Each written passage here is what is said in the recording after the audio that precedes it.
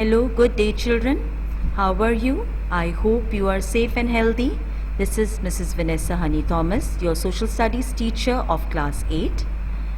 Are you ready for the second part of the lesson, the British East India Company?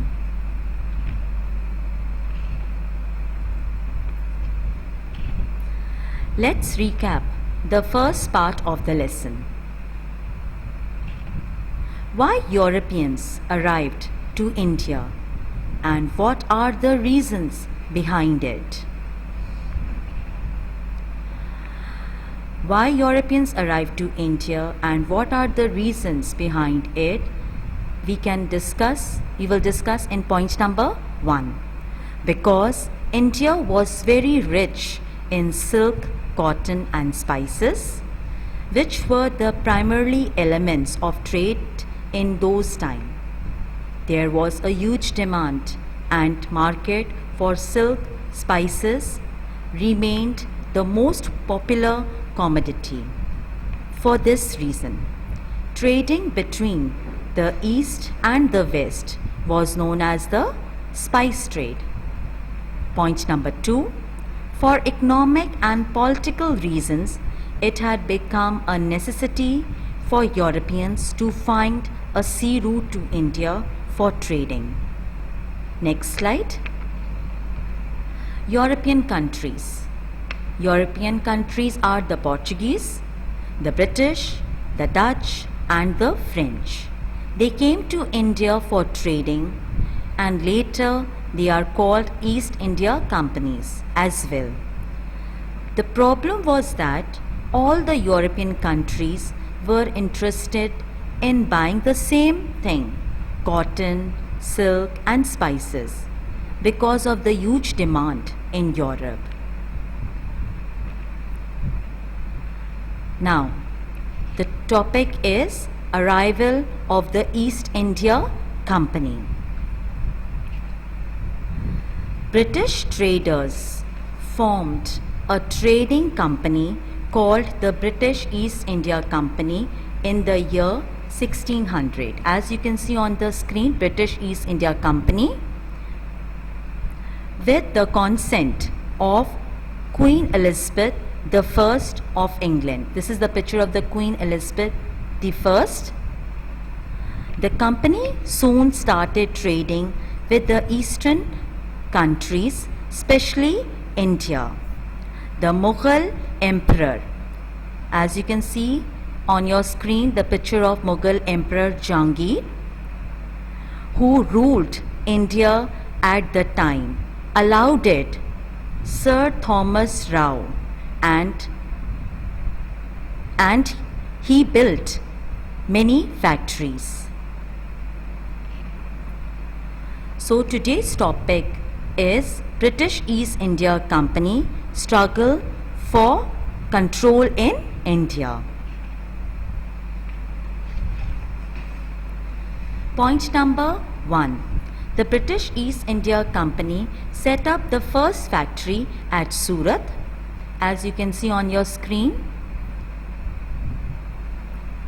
They bought, point number 2, they bought land from local owners and built warehouses, offices and ports. Warehouses means where they are storing all goods. The British were on their way to establish their rule in India, building many more factories along the India sea coast. As it has mentioned in the third point that they built factories in Calcutta, now Kolkata, Madras, now called Chennai, and Bombay, now Mumbai. You can see it, Calcutta, Madras and Bombay. These cities are developed in this way. Point number 4. Then they fortified these establishments for safety. Fortify. The word fortify means well constructed or well made to safeguard themselves from other European countries like the Dutch, French and the Portuguese. The next slide. Point number 5. As the British set up the factories, the other European traders were angry. They did not want to share space with the British. So, there were constant fight and wars between the British and the European powers. Point number 6.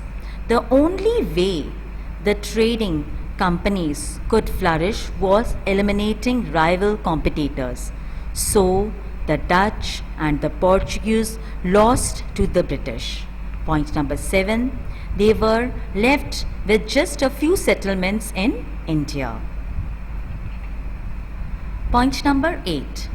The British wanted to drive the French away from India because French had become very powerful in India and they competing successfully with the British people.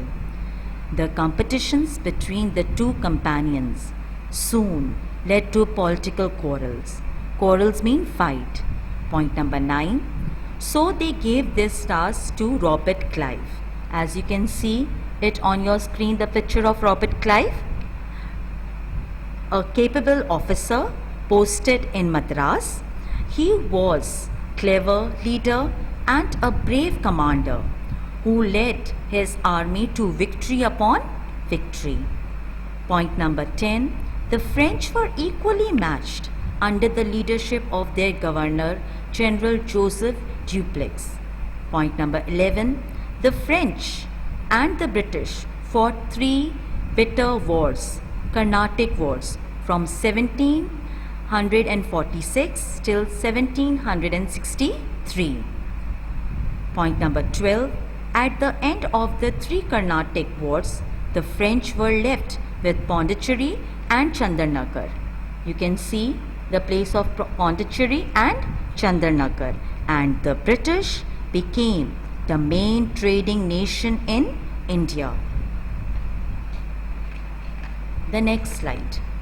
To establish their rule in India, the British took advantage of the internal unrest prevalent amongst the Indian rulers, because as the Mughal hold weakened over India, the small Rajas, Nawabs and Princes began fighting amongst themselves. Point number 2. They used religion and caste differences to divide and rule. As you can see on the screen, there are different religions, okay, and there are different castes in India. Point number 3. They expanded their reach and rule in India by defeating the Indian rulers. Now, the next topic is how the British acquired India. Point number 1. In 1755, an unexpected blow fell under British East India Company. Point number 2. The Muslim Nawab of Bengal province, Sirajuddaula, disagreed with the British because the Nawab of Bengal found out that the British led by Robert Clive were misusing these concessions. A conflict arose between the two. The conflict arose between Sirajuddaula and Robert Clive. Point number 3. He was enraged at this breach of trust and issued a warning to the British. The word enraged, okay, the word enraged became anger, and breach, this is the word breach, mean failure, means that Sirajuddaula was very angry that the Britishers broke the trust. So he issued the warning to the British East India Company, but the Britishers totally ignored his warning. Point number 4. So Nawab led an army against Calcutta and captured the city and imprisoned many Britons. As you can see in this screen, that Sirajuddaula imprisoned many Britons. Now point number 4 of the same topic, how the British acquired India. This led to the Battle of Plassey in 1757. Plassey is a city in Bengal. Point number 5, the British were victorious once again because of Clive's strategy. Point number 6, he bribed Sirajuddaula, Chief General Mir Jafar, into treachery. Treachery means betray.